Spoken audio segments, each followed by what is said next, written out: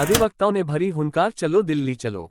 उदयपुर में high court bench की 43 साल पुरानी मांग को लेकर उदयपुर बार एसोसिएशन द्वारा आज न्यायिक कार्यालय बहिष्कार करते हुए धरना दिया। धरने में एक राय से सभी ने आगामी दिनों में आंदोलन को उग्र रूप देने का संकल्प लिया। बार एसोसिएशन उदयपुर के महासचिव राजेश शर्मा ने बताया कि इसी के तहत संघर्ष समिति विभिन्न राजनीतिक संगठनों व सामाजिक संगठनों से संपर्क करते हुए उनको आंदोलनों से जोड़ेंगे। आज धरने की अध्यक्षता खूबी लाल सिंघवी ने की तथा धरने को संभाग संघर्ष समिति संयोजक रमेश नंदवाना, बार काउंसिल सदस्य रतन सिंह राव, बार अध्यक्ष भारत जोशी, उपाध्यक्ष बंशी लाल गवारिया, जिला संयोजक डॉक्टर गिरधारी लाल शर्मा एवं डॉक्टर भरत सिंह राव, पूर्व विधानसभा अध्यक्ष शांति लाल चपलोत, महेंद्र मेहता, सुखराम डिडेल, निर्मल पंडित, पूर्व अध्यक्ष भारत वैष्णव, पूर्व अध्यक्ष राकेश मोगरा, कृष्णकांत ओझा, पूर्व महासचिव भूपेंद्र सिंह चुंडावत, पूर्व जिला संयोजक डॉक्टर सत्येंद्र सिंह सांखला, आशुतोष पुरी गोस्वामी, मनन शर्मा, ओम प्रकाश प्रजापत, सैयद हुसैन, नवीन वसीटा, नरेंद्र नागदा, मुस्तफा शेख, पंकज तंबोली, सहवृत सदस्य निशांत बागड़ी, ऋतु मेहता, मोर शाहिद, अनिल आचलिया, गिरीश माथुर, अंजना व्यास, ऋतु सारस्वत, जिला प्रसार प्रभारी मनीष खंडेलवाल, कुंवरजीत सिंह राव ने संबोधित करते हुए एक राय में कहा कि आगामी दिनों में बार एसोसिएशन के अधिवक्ता संपूर्ण मेवाड़ वागड़ की जनता को साथ लेकर दिल्ली चलेंगे और प्रधानमंत्री के समक्ष पुरजोर तरीके से अपनी मांग रखेंगे तथा साथ ही आगामी 7 मार्च को न्यायालय परिसर के बाहर धरना प्रदर्शन करेंगे। धरने में 200 से अधिक अधिवक्ता उपस्थित हुए। कार्यक्रम का संचालन डॉक्टर भरत सिंह राव ने किया।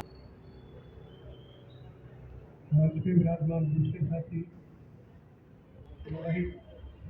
कितने साल के हैं ये तो हम सब जानते हैं और हम सब ये भी जानते हैं कि यहाँ इस इलाके की सभी राजनीतिक पार्टियाँ हमें कैसी आई है कि वो हमारे साथ है और आंदोलन में उनका पूरा सहयोग और समर्थन है। यहाँ वो बहुत ही कमजोर है, सक्षम नहीं है। तो लोग यहाँ पर बड़े जोर से उसको जिताते हैं चुनाव के अंदर, उसके पास जाओ, वो आदमी अगर जब तक ये कोशिश नहीं करेगा कि प्रधानमंत्री तक बात को पहुँचाए तब तक ये नहीं हो सकेगा। साथियों, इस समय कोई भी हाई कोर्ट का राजस्थान में आप भले ही भजन लाल की सरकार कह दो, मैं कहूँगा यहाँ पर नरेंद्र मोदी की सरकार है। नरेंद्र मोदी जो चाहेगा वो होगा। तो अगर आपका एमएलए नरेंद्र मोदी तक नहीं जा सकता तो उसको उदयपुर का एमएलए बने रहने का अधिकार नहीं है, ये आपको उसको कहना पड़ेगा। यहाँ क्योंकि आखिर आप हमारे तक आ रहे हो ना, हमारा दर्द समझ रहे हो ना, आप हमारी बात समझ रहे हो। ऐसी बात नहीं है और कि ताराचंद जी हमारे एमएलए हैं, दूसरे हमारे फूल सिंह जी एमएलए हैं, ये दूसरे लोग हैं, वो समझ रहे हैं बिल्कुल। पर एक कब होगा ये कि जब ये कहे, उनको ये कहना पड़ेगा कि अगर ये नहीं तो हम जा रहे हैं, हम सरकार में शामिल नहीं होंगे। उनको कोई न कोई तो त्याग करना पड़ेगा, त्याग करने की धमकी देनी पड़ेगी। देश के अंदर जो राजनीति चल रही है हमारे देश में, आपको सरकार से धमकी दे करके मांग करनी पड़ेगी कि अगर आप ये नहीं दोगे तो हम ये कर सकते हैं। और ये धमकी का वातावरण आज दिन तक हमारे यहाँ पे नहीं बन सका है। क्यों नहीं बन सका है ये तो मैं नहीं बता सकता। आश्वासन से अब काम चलने वाला नहीं है। हमारा ही आंदोलन इस देश में है साथियों। ऊपर तक उनका संपर्क है, क्योंकि वहाँ हाईकोर्ट है, देश बना तब से वहाँ हाईकोर्ट है। उनके वहाँ से निकले हुए बहुत सारे लोग सुप्रीम कोर्ट जजेज हैं, वहाँ से बहुत सारे लोग हाई कोर्ट जजेज हैं, बीकानेर में करने वाले हैं। तब हम लोगों ने बात की, हमारी तरफ से संगठन की तरफ से बात हुई, मंत्री ने कहा कि सब अगर करेंगे तो सबसे पहले उदयपुर में करेंगे, उदयपुर की मांग जायज है। वहाँ तक बात सही है, पर उस आश्वासन को भी करीब 5-6 महीने हो गए। अब वर्चुअल बेंच की बात भी, आप क्या करना है, यहाँ पर एक कमरा बनाना, एक सिस्टम बनाना है जिसमें यहाँ से जोधपुर के अंदर सुनवाई हो सके। उसको भी आप 6 महीने में उस आश्वासन देने के बाद भी आप अभी तक उसको पूरा नहीं किया, और हमारे साथ साथ बीकानेर का भी पत्ता कट गया। तो साथियों, मंशा होनी चाहिए सरकारों के अंदर, मंशा न्याय देने की मंशा होनी चाहिए। ये मंशा है कि नहीं है ये उन्हें पता लगता है। अब उनके डीड मुझे नहीं लगता है कि उनके कृत्य इस तरह के हैं कि उनको न्याय दिलाने में इच्छा है। इसका मतलब ये है कि लोकतंत्र में लोग न्यायालय में जाकर के न्याय प्राप्त, अपना अधिकार प्राप्त करने की स्थिति है। साथियों, हमें सबको एक और हाई कोर्ट बराबर की कोर्ट है। अब हाई कोर्ट तो नहीं देगा, डिस्ट्रिक्ट जज छीन लिया आपने। अब ये मतलब यहाँ को आपको नहीं पता लगता यहाँ का आदिवासी जाएगा जो 5,000 रुपये 10,000 रुपये यहाँ के वकील को नहीं दे सकता, वो 10,000 20,000 रुपये वकील साहब 50,000 रुपये जोधपुर में मांगेंगे, उनको देगा? नहीं देगा, वो जेल में पड़ा रहेगा। तो भरत जी जोशी के कार्यकाल में आज ये मेरे ख्याल से प्रथम वो 7 तारीख आई है और हम सब जोश और ऊर्जा से भरपूर हैं। निश्चित रूप से कामयाबी मिलेगी, क्योंकि ये ऐसा है कि अभी नहीं तो कभी नहीं, ये अपना को लास्ट टाइम मिला है और इसमें अपन ने फ़ायदा उठा लिया, क्योंकि हम सब जोश से भरे हुए हैं और आगाज इतना बढ़िया है तो अंजाम भी निश्चित रूप से अच्छा होगा। क्योंकि ये लोगों ने पार्टी दी, मुझे बहुत दुख है, लेकिन मैं आप लोगों को साधुवाद देता हूँ, आप लोग एक बात करो, मैं विश्वास दिलाता हूँ इस कार्यकारिणी से और हमारी कार्यकारिणी और आप लोगों की वजह से विश्वास दिलाता हूँ। अगली 7 तारीख जहाँ नहीं होगी, अगली 7 तारीख शायद चलेंगे और कोई भी ऐसे पुराने निकल जाएगा। पहली बार में महिला माता शक्ति को भी बहुत बहुत धन्यवाद देता हूँ कि वो इस आंदोलन के लिए मीटिंग के अंदर करीब 10-15 महिला भी माता शक्ति आएगी, झुकाने का पूरा प्रयास करेगा। और मुझे तो हम कमजोर हो चुके हैं, आप पिछले रिकॉर्ड नहीं हो पिछले 4-5 साल में आप ऐसा लग रहा है कि यहाँ हताश हो गए कि हमने उम्मीद छोड़ दी। मैं छोटा सा उदाहरण देता हूँ, झारखंड का एक स्टूडेंट फंड चलता था जिसे संसद के वाले धन के लोग बैठते थे, वो भी पढ़ने में बड़ा चला पड़ा ताकि स्टूडेंट फंड था। जब हर एमएलए की नजर पड़ती थी, वहाँ पे एमपी की नजर पड़ती थी, हर नेता की लेने पे, तो उनको क्यों बुलाया? आखिर में उनकी भी हो गई क्या 20 साल से ये बच्चे वहाँ खड़े हुए, आंदोलन क्या है इनका? जो उनसे पूछताछ की, उनसे बातचीत की, तो वो अपने पट्टे हुए। इसे घबराओ मत, 40 साल हो गए, हमें कोई व्यक्तिगत छोड़ना ही क्या? हम सब यहाँ काला वोट देकर आपसे सबके धंधे कर रहे हैं।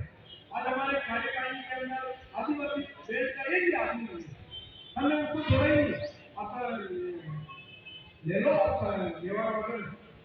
समाज की कमेटी को देखो, एक भी नहीं, हम उनको भी जोड़े, बीजेपी के नेताओं को जोड़े, पॉलिटिक्स वाला नहीं तो सब नेताओं को इसके ऊपर बुलाओ, हम घर घर आंदोलन चलाएं, गाड़ी आंदोलन चलाएंगे। मैं विश्वास दिलाता हूँ का सबसे पुराना आंदोलन है। बिना संगठन के इतना बड़ा आंदोलन इतने लंबे समय तक नहीं चलता है और इस आंदोलन के लिए कई गुरबेलियां गई हैं और कई भामाशाह, जिन्होंने कई अधिवक्ता जो इस आंदोलन में तन मन और धन से साथ थे। ऐसा नहीं है कि खाली धन ही दिया है, धन भी दिया है। इस आंदोलन को जो रणनीति चली आ रही है, अगर देखा जाए एक सिलेबस होता है, सिलेबस में 10 सवाल 10 जवाब, उसी को घुमा फिरा के 20, 22, 25, 30 किए जा सकते हैं। जो भी मेरा कहना यह है कि जो भी स्पीच भाषण जो दिए जाते हैं वो लिमिटेड है, बस उसको एलोबरेट किया जाता है और उसको बढ़ाया चढ़ाया जाता है। आंदोलन चल रहा है, आज मुझे खुशी है कि इतनी बड़ी संख्या है और ये संख्या हर साल होती है, हर 7 तारीख को होती है। इस संख्या को बढ़ाना है, ये संख्या है, इस संख्या, ये लिमिटेड जो चेहरे सामने हैं वही हमेशा दिखते हैं, इसको बढ़ाना है। तो मेरा ये मानना है कि हम अधिक से अधिक लोगों को जागरूक करें। सबसे पहले अधिवक्ताओं को जागरूक करें कि वो जाजम पे अधिक से अधिक आगे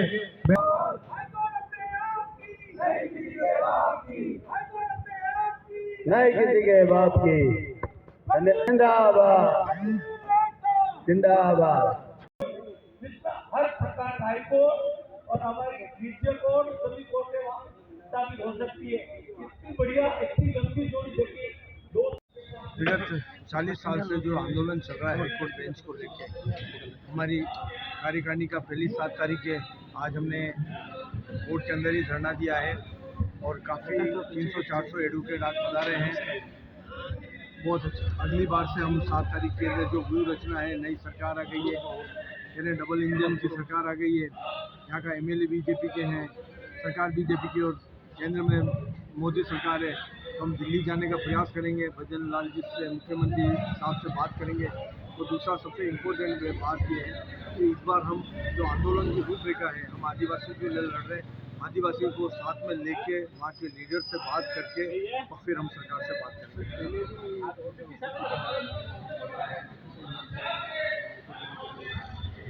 इस बार आंदोलन की रूपरेखा थोड़ी चेंज होगी, पहले वार्ता में चल रही थी, इस बार उग्र करेंगे सरकार के खिलाफ, चाहे कुछ भी हो जाए, क्योंकि काफ़ी 40 साल से हमारा सब्र इन्हें ख़त्म हो चुका है और हम आदिवासियों की जो लड़ाई लड़ रहे हैं और आदिवासी को साथ में लेके ही इस बार आंदोलन करेंगे।